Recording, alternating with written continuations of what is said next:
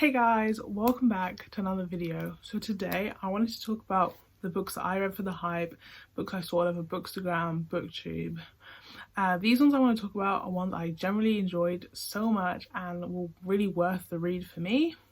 So if any of these sound interesting to you, you should definitely pick them up. Remember to give this video a like and subscribe, and let's just get into the video. So the first one I want to talk about is one that the minute it came out, it literally was everywhere and no one could stop talking about it for months. The Invisible Life of Addie LaRue by V.E. Schwab. Every V.E. Schwab book I've seen come out has literally just blown up, but this one blew up more than any of them ever have. It follows this girl called Addie who makes an arrangement that means she can live forever, but everyone she meets ends up forgetting her the minute she leaves. So she can never really build relationships with anyone because no one remembers who she is. And it was not what I expected at all. And I honestly read it just because I was seeing it so much that I would kind of just had to read it.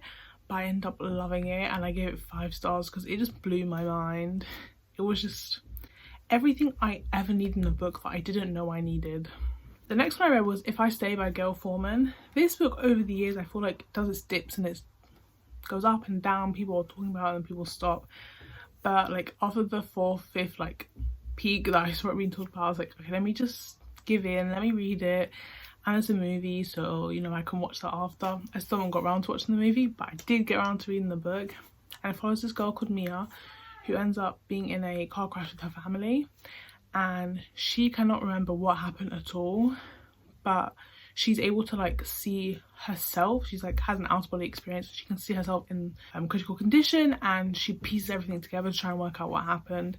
It follows her relationship with her family and her relationship with her boyfriend, and it was just really good. I didn't expect to enjoy it as much as I did because I feel like these kind of books for me can be hit or miss, but it was really well written and the story at its heart was a really good one.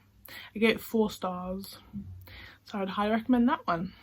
The next book I read for the hype was one that I'm sure every single person has heard of at some point in their life if you've ever picked up a book or ever watched a video about reading, and that is the Percy Jackson series by Rick Riordan. Everyone seems to have some sort of attachment to this series. I don't even know like why or how it happened, but it did.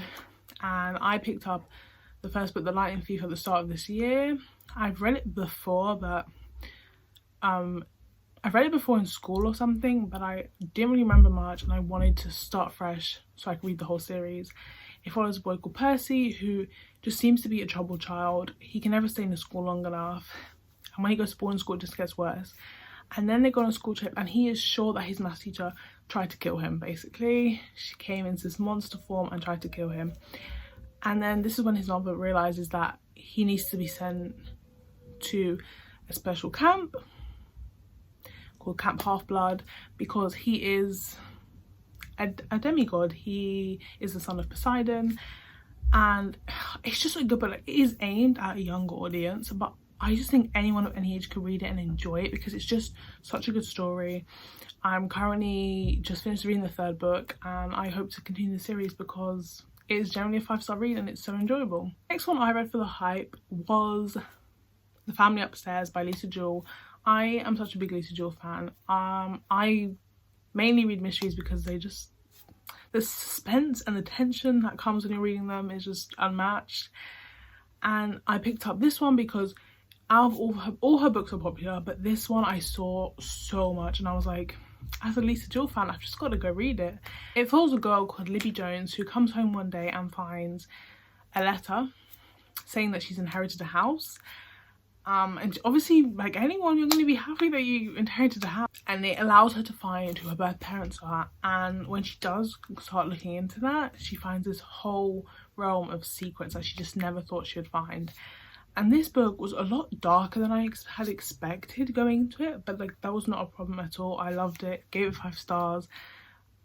Like some of the other books I read for the hype, it's never what I expect because most of the books I read, I've just seen them so often that I go into it kind of blind, and this was just the same. So sometimes I feel books more like that because I don't have any certain expectations of what story I'm gonna get, which sometimes does increase my enjoyment. Another one I read was one that was very popular like a few years ago, that was like everywhere and everyone had read it, and that's Everything by Nicola Yoon. This book was the only one here that wasn't a 5 or 4-star read, but I enjoyed the story as a whole, if that makes sense.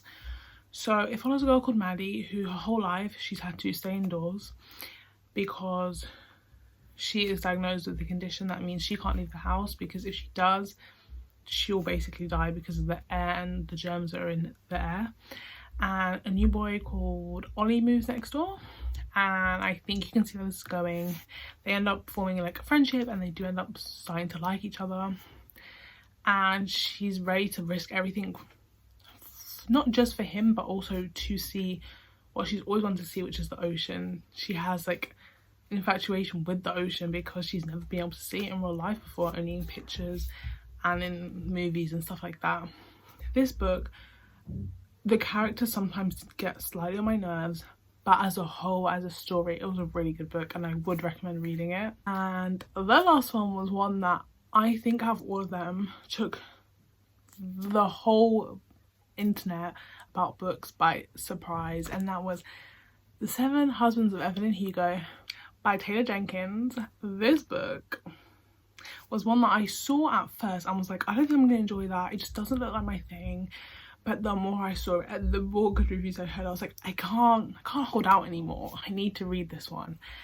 And I loved it. I gave it 5 stars. It follows this life of a movie star called Evelyn Hugo, and she's willing to tell her story, but she's only willing to tell it to this one journalist called Monique. And Monique is so shocked that Evelyn even knows who she is or wants her to be the one to tell the story. And it's what you expect, right, from a movie star, like just a whole like crazy life. And it was just everything people said it was going to be and more. So I would highly recommend you read that one as well. So yeah, those are the books that I've read for the hype that were actually good. If you've read any of these, comment down below what you thought of them, and remember to give this a thumbs up, and I'll see you in my next video. Bye.